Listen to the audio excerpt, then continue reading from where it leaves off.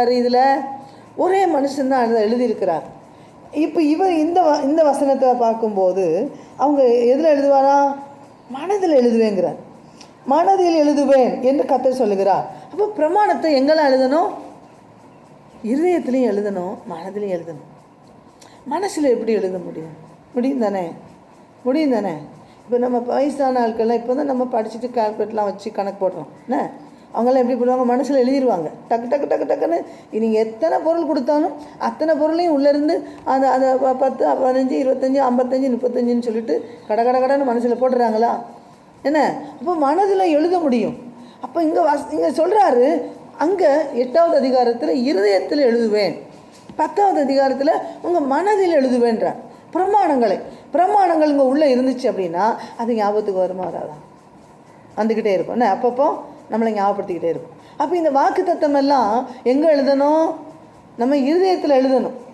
அப்புறம் 2வது எங்கே எழுதணும்? மனதில் எழுதணும். சரி, இந்த மனதிலையும் இருதயத்திலையும் எழுதும்போது ஆனால் என்ன இருக்கணும் அப்படின்னா கட்டுப்பாடு இருக்கணும். என்ன கட்டுப்பாடு இருக்கணும்? கர்த்தருக்கு ஸ்தோத்திரம். என்ன கட்டுப்பாடு இருக்கணும்? மனதுக்கு கட்டுப்பாடு. அப்போ அவர் தான் அதான் சொல்கிறாரு, மனதின் அறையை கட்டி கொண்டு அப்படின்னார். மனதின் அறையை என்ன செய்யணுமா? கட்டி கொள்ளணுமா? அதனால தான் கர்த்தருக்கு ஸ்தோத்திரம் உண்டாகட்டும். அவர் சொல்லும்போது 1 பேதுரு 3வது அதிகாரம் 9வது வசனத்தை வாசிக்கலாம். 1 பேதுரு 3:9 ஏன் அப்படி முடியல அப்படின்றதுக்கு சொல்கிறேன்.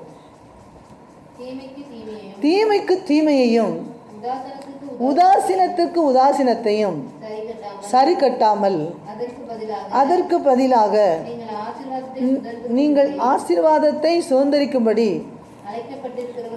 அழைக்கப்பட்டிருக்கிறவர்கள் என்று அறிந்து ஆசீர்வதிங்கள். அவர் என்ன சொல்கிறாருன்னா, பேதுரு தான் இதையும் சொல்கிறாரு, தீமைக்கு தீமையும் உதாசீனத்துக்கு உதாசீனத்தையும் சரி கட்டாதீங்க அப்படின்னா, இந்த சரி கட்டுதல் என்றால் என்ன? யாராவது ஒன்று சொல்லிட்டா நம்ம திரும்பி சொல்கிறது என்ன?